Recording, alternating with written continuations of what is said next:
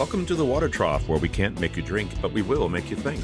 My name is Ed Drozd, the Small Business Doctor, and I'm really excited you chose to join me here as we discuss topics that are important for small business folks just like you. If you're looking for ideas, inspiration, and possibility, you've come to the right place. Join us as we take steps to help you create the healthy business that you've always wanted.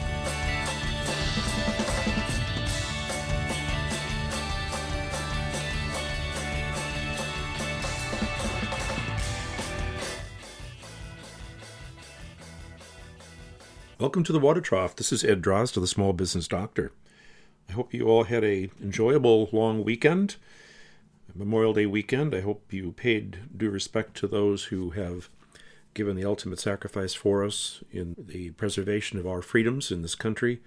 And for those of you who are actively engaged in the service at this time, I'd like to extend my thanks and gratitude for all the things that you do as well. I'd like to talk today about a topic that is certainly on the minds of many people, and that's the debt ceiling and the various conversations that are going on in Washington, D.C. I want to start out by saying this is not designed to be a politically motivated conversation. I find the concept of politics to be beyond my tolerance level. But I do have some things that I think would be of value to all of us. People, whether as individuals or members of groups, all have an agenda. We can certainly see this in the partisan politics of Washington, D.C., Republicans and Democrats, each striving for their own agenda, trying to achieve what is important for them.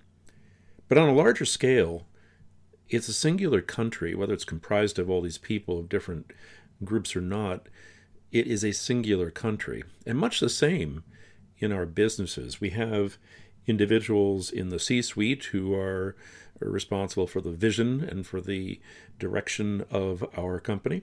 We have people who are working on the shop floor who are making these things possible. We have people who are selling our items in stores and online and in person.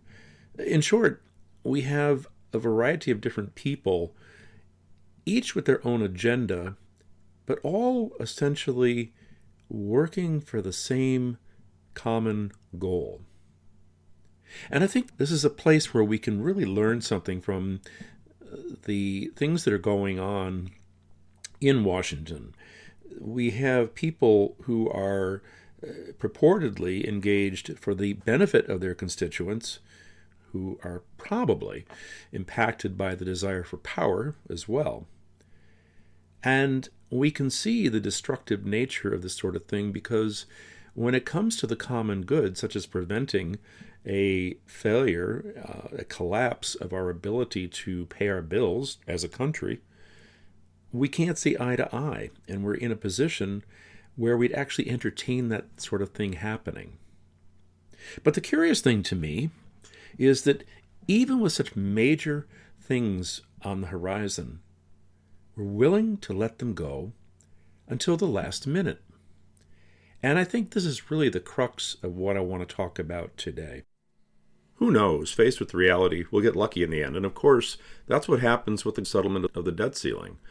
Things always seem to turn around, although there have been occasions where things have not turned out so well. But why in business can we not be more proactive?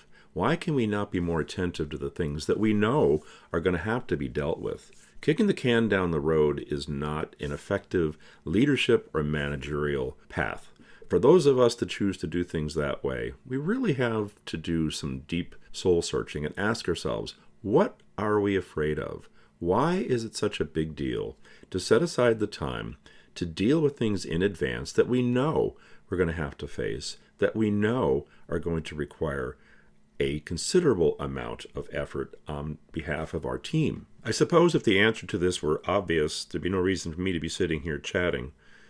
And of course, my goal is to inspire people to think, and that's exactly what I'm asking you to do. Why do you hold back on getting things done, managed, earlier, prior to the deadline? Now, there's been tons of books written about the notion that we thrive in a space where adrenaline is flowing. There's been a boatload of information regarding our ability to think more clearly under the circumstances and to get things done by the deadline. But the reality is, oftentimes these things don't work out that well. We find ourselves in a position where we're not accomplishing our goals, where we're not achieving the best possible outcome. As we squeeze the amount of time in which we are able to get things done, we find ourselves leaving things out. And that is really what I'm asking you to think about today. The idea of planning ahead, of anticipating these things, is not so far-fetched. You certainly think about it. There's no question that you're thinking about what has to be done. But what are you doing to get things done effectively? That is my question to you.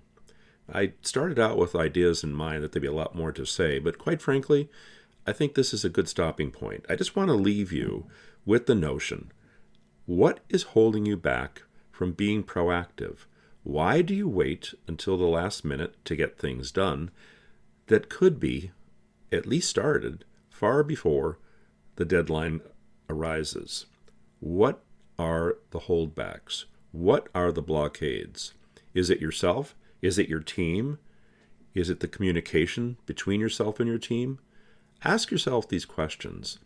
I imagine when you find the answers, you're going to find yourself in a position to be more effective in getting things done and getting them done effectively. This is Ed Drozda, the Small Business Doctor. Until next time, I want to wish you a healthy business.